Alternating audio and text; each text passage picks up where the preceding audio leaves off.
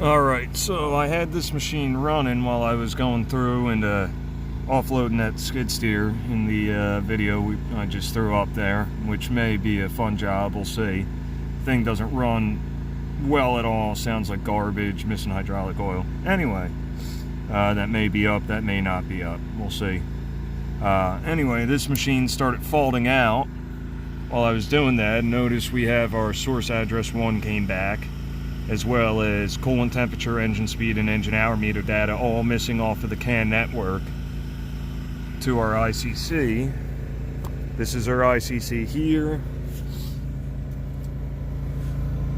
And this is our ECU all the way down back behind here. This is our powertrain computer.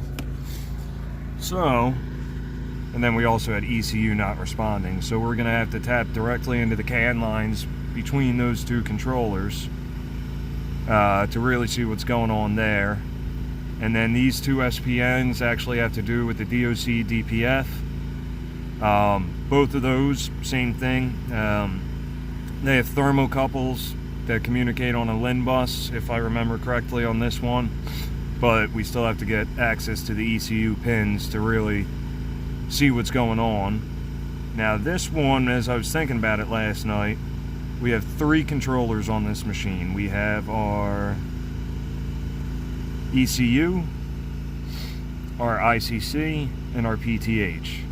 So just a real quick recap, this is source address 1 or 0. And then this is source address 23. And this is source address 3. So the question became, I'm going to do this here.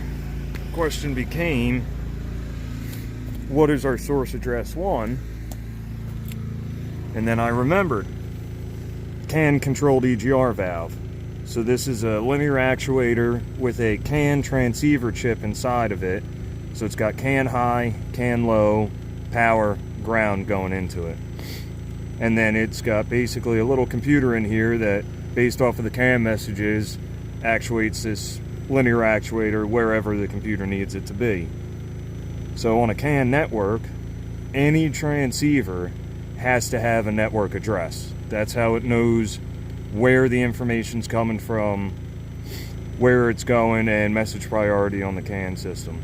So, judging from the fact that this is part of the emissions control device and the government cares about emissions control over pretty much anything else, I'm going off the assumption that this is a high priority address. 0 would be the highest, hence our ECU. 1 would be the second highest priority, which would make sense because this directly affects our emissions controls for the entire engine. So what I did was I back probed in there, and we were able to get, if I can focus here, able to get, as it's bouncing across the screen here, pretty decent CAN messages. And there's our voltage up top there. So let's fire this up.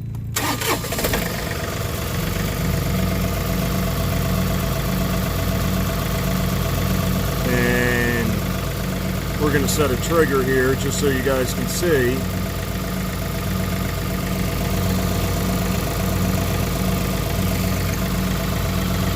There you are. So there's your CAN data packets. And then you will notice a little bit of a fluctuation in that power feed, the blue trace up there.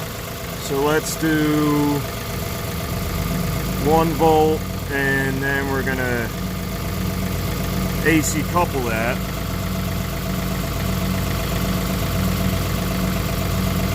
And we're seeing some noise in there, not a ton, but more noise than I'm used to seeing on this. And then up here, we do see that despite our codes there, that we do have EGR control. So the ECU is communicating with the EGR, as evidenced by our CAN packets there. But we're still inhibited here even after our reprogram. Our SCV here, which will also screw with the whole network and the emission system. This is actually operating properly. Before our desired and actual were meeting. And then this is just the current for that valve, so that's all good. So we're going down below underneath here to do all our power and ground checks. So that's upcoming next.